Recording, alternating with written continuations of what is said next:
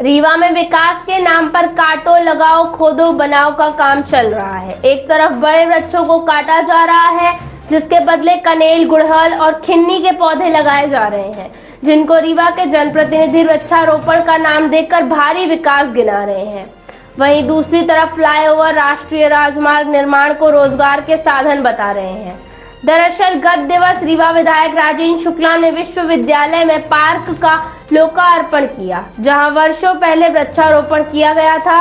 इस दौरान विधायक राजेंद्र शुक्ला ने कहा कि रीवा में संतुलित विकास हो रहा है। लोगों की फ्लाईओवर और राष्ट्रीय राजमार्ग निर्माण की मांग है, जिसके चलते लोगों को रोजगार मिल रहे हैं। फ्लाईओवर से रोजगार मिल रहा है, ये तो बेरोजगार जाने कि कितने लोगों को रोजगार मिला या ठेकेदारों की चांदी हुई। लेकिन जिस तरह से राष्ट्रीय राजमार्गों के निर्माण में बड़े बड़े वृक्षों को काटा गया और उनकी जगह गुड़हल, कनेल के पेड़ लगाए गए, उससे तो साफ दिखता है कि सिर्फ नाम के लिए वृक्षारोपण किया जाता है। ग्रीन रीवा हरित क्रांति के नाम पर करोड़ों रुपए खर्च किए गए और आज कहीं पेड़ नहीं दिखाई देते।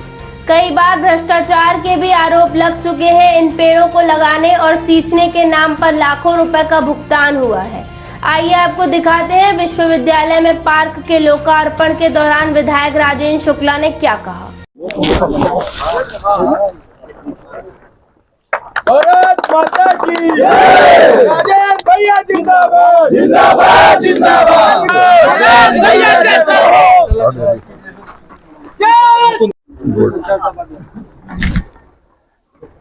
डीएफओ साहब को और बुला लो जरा। डीएफओ महोदय को बुला। आप पीछे हो जाइए भाई। चलिए ठीक है, पीछे पीछे हो जाइए। अरे अच्छा,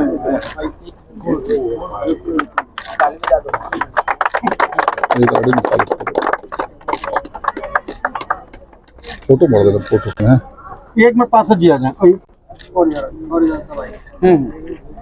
यस ठीक, मार दे फोटो। रोड पर ऑक्सीजन की आवश्यकता पड़ती है, जंगल लगाए जा रहे हैं, इस पर कितने पार्क अभी और बनने वाले? देखिए, संतुलित विकास समय की मांग है और बहुत तेज़ी के साथ हाईवेज बनना, फ्लाईओवर बनना, ये सब भी हमारी आवश्यकता है। इसको हम नज़रअंदाज नहीं कर सकते, क्योंकि लोगों की जो डिमांड है, जो मांग है, जो विकास के मार्ग पर प्रतिस्पर्धा के साथ हम बराबर के साथ आगे बढ़ सकें, जिससे रोज़गार के अवसर पैदा होते हैं, उससे बेरोजगारी दूर होती है। लेकिन उसके साथ ही साथ यदि हमें संतुलन बनाना है तो शहर के अंदर वन बनाने पड़ेंगे। शहर में पर्याप्त ज़मीन को चिन्हांकन करना और वहाँ पर शहरी वन निर्मित करना, विकसित करना, यदि हम ऐसा करेंगे तभी हमारा विकास संतुलित है, हम कह पाएंगे।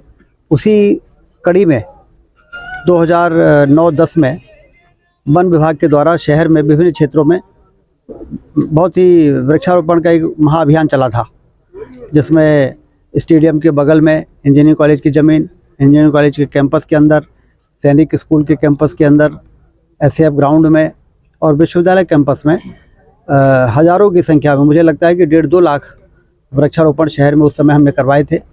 कुछ दिनों फॉरेस्ट डिपार्टमेंट में काम करने का मौका मिला था, तो नगर वनीकरण एक नया हेड खुलवाया था और उस पर ये सारे काम हुए थे। अब जब 10-15 साल हो गए हैं तो हमने कहा इसका आकलन करिए कि कितने पेड़ तैयार हुए हैं।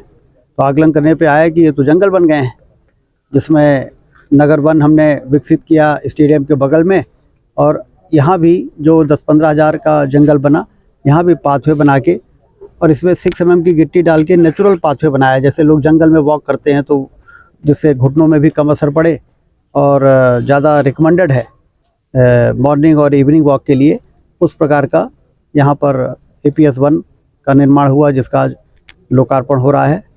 और इसमें फॉरेस्ट डिपार्टमेंट ने काम किया है और इसको विकसित करने से एक फ़ायदा ये हुआ कि इस बार जो बरसात में वृक्षारोपण करने के लिए हमें पर्याप्त जगह मिल गई है, दिख गई है, खुल गई है कि यहाँ पर अभी हम 5000 पेड़ और लगा सकते हैं। अब शहर में 5000 पेड़ लगाना एक जगह, फिर 5000 नगर वन में लगाना, तो अपने आप में एक अच्छा वृक्षारोपण रीवा शहर में हो गया, हम दावा कर पाएंगे। तो इसलिए आज आप देखिए लोगों में बड़ा खुशी है। जब मैं सुबह नगर वन में जाता हूँ तो हज़ारों की संख्या में लोग मुझे सुबह वहाँ पर घूमते हुए मिलते हैं। तो मुझे बड़ा संतोष होता है कि जहाँ पर लोग घुस नहीं पाते थे, जहाँ बबूल के यहाँ पुष्पांजलि अर्पित की पेड़ों को, क्या उद्देश्य था, क्या लगता है कि किसकी साजिश है, और जहाँ एक जीवन कहलाते हैं, जो प्राण है हमारे, जीवन वायु देते हैं, उसको नष्ट किया जा रहा है? देखिए, पौधे हमारे प्राणवायु कहलाते हैं। पौधों के द्वारा ही मनुष्य का जीवन विकसित होने में एक महत्वपूर्ण भूमिका रहती है, क्योंकि पौधे नहीं होंगे तब मनुष्य का जीवन जीना दुर्लभ हो जाएगा। और ये हमारी ये तो सिविल लाइन क्षेत्र ऐसा था कि यहाँ शांत क्षेत्र के नाम से घोषित था। यहाँ लोगों को आने जाने, यहाँ सुबह 4 बजे से लेके और 8 बजे तक लोग बाग पूरी सड़कों में घूमा करते हैं। इन प्राण वायु जो देने वाले पौधे, हमारे ऑक्सीजन देने वाले पौधे, इन्हीं के सहारे लोगों को दिन भर के लिए ऊर्जा मिलती है। और जब ये ऊर्जा हम लोगों को ये कट जाएंगे, इनका विनाश हो जाएगा, इनके नामो निशान मिट जाएंगे, इनको मैंने आज श्रद्धांजलि दी है, तो कल हम लोगों को क्या मिलेगा? ये गिट्टी और क्या कहते हैं, सीमेंट बालू के माथे हम लोगों को ऑक्सीजन नहीं मिलेगा। ऑक्सीजन हमें पेड़ ही देते हैं। यहाँ फलदार पौधे थे, यहाँ चंदन के पेड़ लगे हुए थे, बहुत बड़े कीमती और पुराने लगे थे पेड़। जितने पेड़ काटे जा रहे हैं, इस लकड़ी कहाँ जा रही है, किसके पास, ये भी कोई अनुमान नहीं है। सिर्फ अब ये लकड़ी का तो वही जो इसके ठेकेदार हैं, जिनको ये टेंडर दिया गया होगा और जिनके इशारे पर ये सब काम किया जा रहा है, उन्हीं के इशारे पर ये लकड़ियों का भी तितर बितर किया जा रहा है, इनका ठिकाने लगाया जा रहा होगा।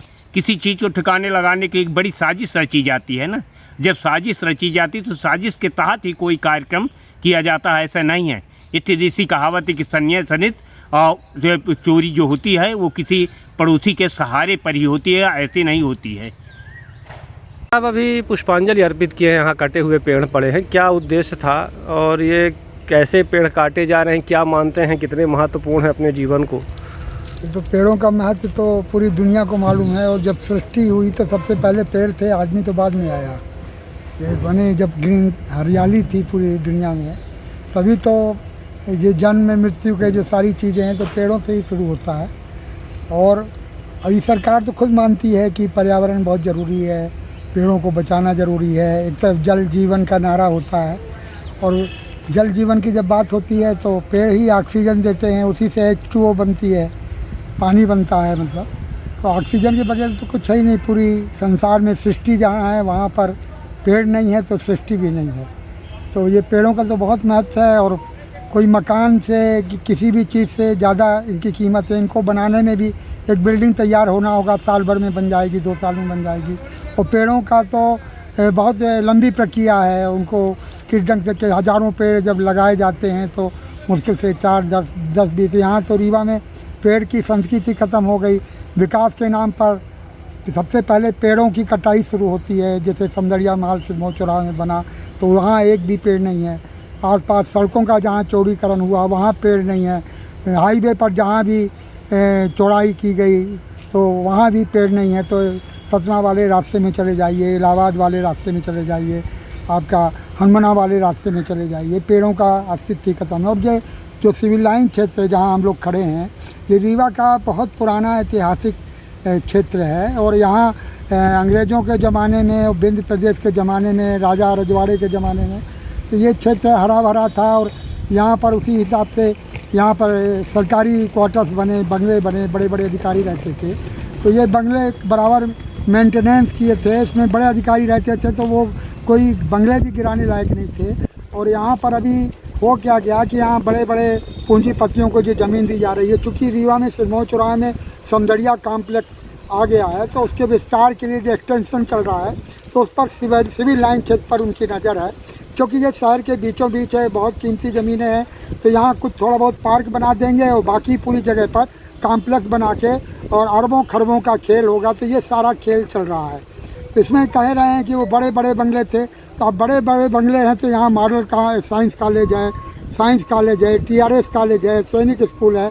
यदि उनकी ज़रूरत है तो उनके छात्रों को यहाँ पर दे दिया जाए भवन वगैरह, यहाँ क्लास वगैरह लगाई जा सकती हैं, संकायें चल सकती हैं, या GDC की यहाँ हर एक बगले में एक कक्षाएँ चल सकती हैं।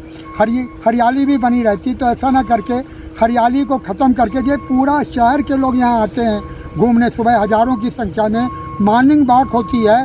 तो माने उपराइटी से, क्योंकि उधर तो पेड़ है नहीं, फोर्ट रोड तरफ, भोगर तरफ, तमाम मोहल्लों में व्यावसायिक क्षेत्र जहाँ किसकी भी है। साजिश मानते हैं सब ये, और क्या कारण है ये? साजिश तो यह है कि रीवा में भूमाफिया है जो सरकारी संरक्षण में, और यहाँ जो विधायक हैं राजेंद्र शुक्ला, जब से ये आए हैं तो ये सब तक शुरू है पूरा, जब से 15-20 साल से इनका पूरा खेल चल रहा है। और पूरी जगह उन्होंने सौंदर्या की जो यहाँ एंट्री हुई है, जैसे भारत में अंग्रेज़ों की एंट्री हुई, कोई न कोई लाया, या किसी और आक्रमणकारी की एंट्री हुई, तो यहाँ पर जो सौंदर्या की एंट्री हुई उसका सारा माने श्रेय नहीं कहना चाहिए, माने श्रेय से नहीं कहना चाहिए, कोई क्रेडिट की चीज़ नहीं है जे, बल्कि बहुत ही दुर्भाग्य रीवा का कि सौंदर्या की यहाँ एंट्री हुई और सौंदर्या के माध्यम से पूरे रीवा को लूटा जा रहा है। और ये इसका पूरा इतना बड़ा क्षेत्र है, कम से कम 20 एकड़ में पूरा सैनिक स्कूल यहाँ से लगता है, आकाशवाणी है, TRS कॉलेज है, मॉडल साइंस कॉलेज है, तमाम बहुत ही रमणीक है। अभी हमने फेसबुक में डाला तो लोग कह रहे हैं कि इतनी हरियाली को कैसे नष्ट कर रहे हैं, और रीवा के लोग बोल नहीं रहे हैं आपके इलाके में क्या हो गया है। लोग ताज्जुब कर रहे हैं कि माने कितना मुर्दा शहर है जे, कि यहाँ जरा भी प्रतिकार नहीं है। तो हम लोग ज़्यादा ने एक टोकन के रूप में, प्रतीकात्मक रूप से यहाँ पर श्रद्धांजलि दे के अपनी भावनाएं प्रकट कर रहे हैं कि ये क्या हो रहा है। हमारा रीवा मर चुका है कि हम अपनी विरासत नहीं बचा पा रहे हैं, इतिहास नहीं बचा पा रहे हैं। ये हमारा इतिहास है, चाहे वो बैंकट भवन हो, चाहे वो किला हो रीवा का, राजा महाराजा कोई भी रहे हो, लेकिन आज हमारी ऐतिहासिक धरोहर है। घंटा घर हो गया, जय स्तंभ हो गया, ये सारी चीज़ें हमारी पहचान है। कल जब ये नहीं रहेगा तो हम क्या बताएंगे कि हमारा रीवा कैसा था।